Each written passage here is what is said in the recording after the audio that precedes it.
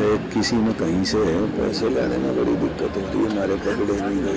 मत करो, बड़े हो गया, यहाँ मत करो।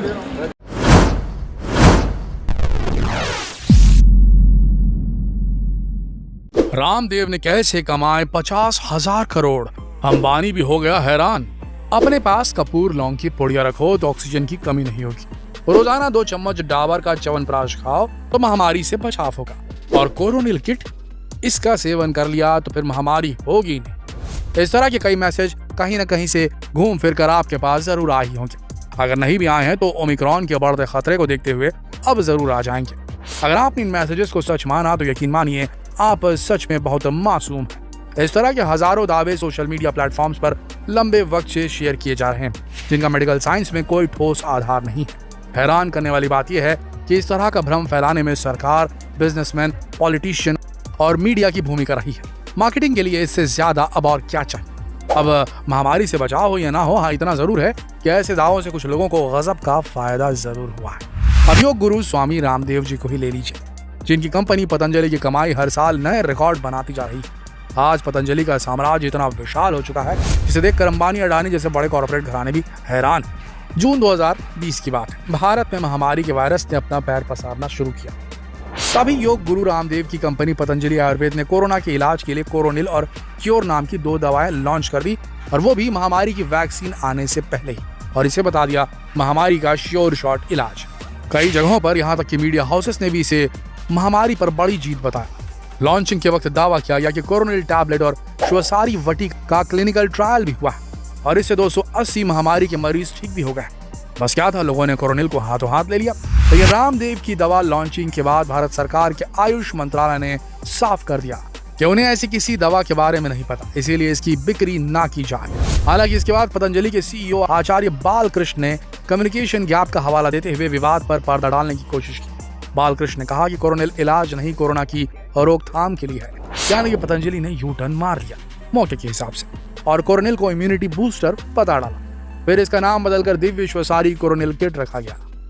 ये सब कुछ जून के महीने में हुआ और आधा अक्टूबर बीतते बीतते यानी महज 4 महीने से भी कम समय में पतंजलि ने देश विदेश में 25 लाख कोरोनिल किट बेच डाली, जिससे कंपनी को 250 करोड़ रुपए का प्रॉफिट हुआ। यानी जिस दवा के अभी फूल प्रूफ होने का प्रमाण भी साबित नहीं हुआ था, उससे रामदेव की पतंजलि 250 करोड़ का मुनाफा कमा चुकी थी। सिर्फ यही नहीं दोस्तों, कोरोनिल के 8 महीने बाद पतंजलि फिर महामारी की दवा ले आई।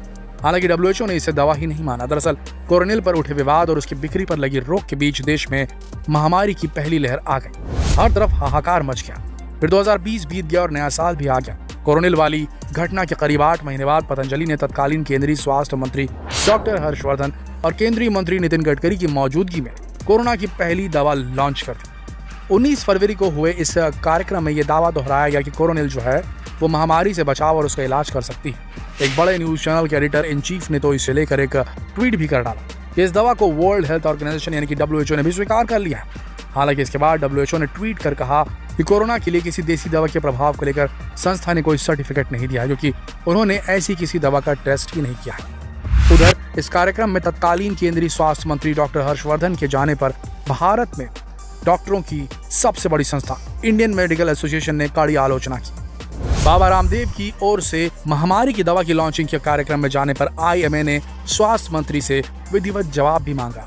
IMA ने कहा कि देश का स्वास्थ्य मंत्री होने के बावजूद उनका बिना वैज्ञानिक आधार वाली दवा के प्रमोशन में जाना कितना सही है और इससे देश के नागरिकों पर क्या असर पड़ेगा। यानी एक बार फिर से महामारी के इलाज के लिए उस कोरोनिल की ब्रांडिंग की गई, जो वायरस को खत्म करने या फिर महामारी के इलाज में कितनी कारगर होगी ये साबित होना अभी भी बाकी था। मोटा माटी मानकर चलें तो पतंजलि को अब तक सिर्फ कोरोनिल से कम 1000 करोड़ की कमाई तो निश्चित हो ही गई होगी। अब ऐसे ही थोड़े ना पतंजलि इतनी बड़ी कंपनी बन चुकी है जिसका साम्राज्य आज इतना बड़ा हो चुका है कि अब ये हिंदुस्तान यूनिलीवर और नेस्ले जैसे बड़े ब्रांड्स को भी कड़ी टक्कर दे रही है। ना सिर्फ कड़ी टक्कर दे रही है बल्कि उनको पछाड़ने पर भी आमादा है। दोस्तों, आज योग से लेकर राजनीति तक, खेती से लेकर आयुर्वेद तक और कारोबार से लेकर टीवी जगत तक योग गुरु स्वामी रामदेव ने कोई कसर नहीं छोड़ी है। उनकी गिनती आज भारत के सबसे शक्तिशाली और प्रभावशाली लोगों में होती है। रामदेव ने जब पतंजलि आयुर्वेद की शुरुआत की थी तो किसी ने नहीं सोचा था कि महज कुछ सालों में ही ये कंपनी कई प्रोडक्ट लाइनअप्स में बड़ी बड़ी मल्टीनेशनल कंपनियों को भी चुनौती पेश करने वाली है। लेकिन हुआ यही। योग गुरु रामदेव बैनरों से लेकर टीवी तक कंपनी के उत्पादों का प्रचार कर रहे हैं। उनकी कंपनी अब कई हजार करोड़ का साम्राज्य बन चुकी है। साल 2015-16 में पतंजलि आयुर्वेद की कमाई 5,000 करोड़ पहुंच गई थी, जो उससे पिछले साल की तुलना में 150% ज्यादा थी। कंपनी 2016-17 में 10,000 करोड़ से अधिक की कमाई कर डाली थी। 5 साल में कंपनी की कमाई में 10 गुना से भी ज्यादा का उछाल आया है। कामयाबी की इस स्पीड के पीछे पतंजलि आयुर्वेद का विस्तार है।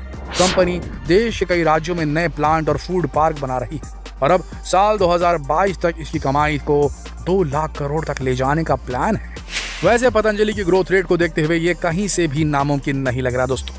वैसे पतंजलि कैसे बना, ये भी काफी इंटरेस्टिंग कहानी है। तो चलिए अब आपको बता देते हैं कि पतंजलि की शुरुआत कैसे हुई। हिंदी की नामी पत्रिका में छपी स्टोरी के मुताबिक सन 1995 में पतंजलि कंपनी के रूप में रजिस्ट्रेशन हुआ। पतंजलि वर्ड का कंपनी के रूप में रजिस्ट्रेशन। बाबा रामदेव और उनके करीबी सहयोगी आचार्य बालकृष्ण महज 13,000 रुपए में पतंजलि का रजिस्ट्रेशन करवाया था। उस वक्त इन दोनों के पास सिर्फ 3500 रुपए थे। इसी तरह दोस्तों से उधारी लेकर रजिस्ट्रेशन शुल्क चुकाया गया। बाबा रामदेव ने एक टीवी को दिए इंटरव्यू में कहा था कि उन दिनों वो हरियाणा और राजस्थान के शहरों में हर साल करीब 50 योग कैंप लगाते थे। उन दिनों बाबा रामदेव को अक्सर हरिद्वार की सड़कों पर स्कूटर चलाते देखा जाता था। साल 2002 में गुरु शंकर देव की खराब सेहत के चलते बाबा रामदेव दिव्य योग ट्रस्ट का चेहरा बने, जबकि उनके दोस्त बालकृष्ण ने ट्रस्ट के फाइनेंस का जिम्मा संभाला और करमवीर को ट्रस्ट का प्रशासक बनाया गया था। इसके बाद से ही गुरुकुल के जमाने के तीनों दोस्त पतंजलि योगपीठ के आर्थिक साम्राज्य को आगे बढ़ा रहे हैं। हरिद्वार में दिव्य योग ट्रस्ट के बैनर तले बाबा रामदेव ने देश और विदेश में जोर शोर से योग शिविर लगाने शुरू कर दिए थे। हरियाणा के गांवों से शुरू हुआ उनके योग सिखाने का यह सिलसिला गुजरात और दिल्ली से होते हुए मुंबई तक जा पहुंचा था। शुरुआत में बाबा रामदेव के योग शिविर में 200 से 250 लोग आते थे, लेकिन जैसे जैसे उनकी लोकप्रियता बढ़ती रही, उनके शिविरों में लोगों की संख्या भी तेजी से बढ़ती चली जा रही थी। जाहिर सी बात है कि जब शिविरों में लोग बढ़ रहे थे तो उनकी संस्था को मिलने वाला दान भी बढ़ रहा था। बाबा रामदेव के ट्रस्ट का मकसद आम लोगों के बीच योग और आयुर्वेद के प्रयोग को लोकप्रिय बनाना था।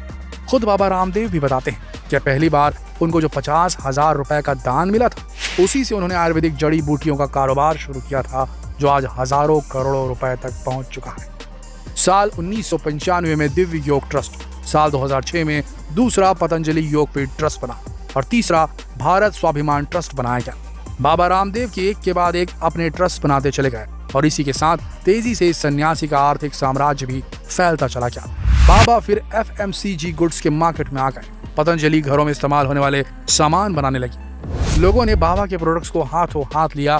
फिर देखते ही देखते पतंजलि भारत के बड़े ब्रांड्स में शामिल हो गया और एक सन्यासी भारत के सबसे बड़े कारोबारियों में शामिल हो गया। दोस्तों, रामदेव के योग गुरु से एक बड़ा बिजनेसमैन बनने के इस सफर को लेकर आपका क्या ख्याल है?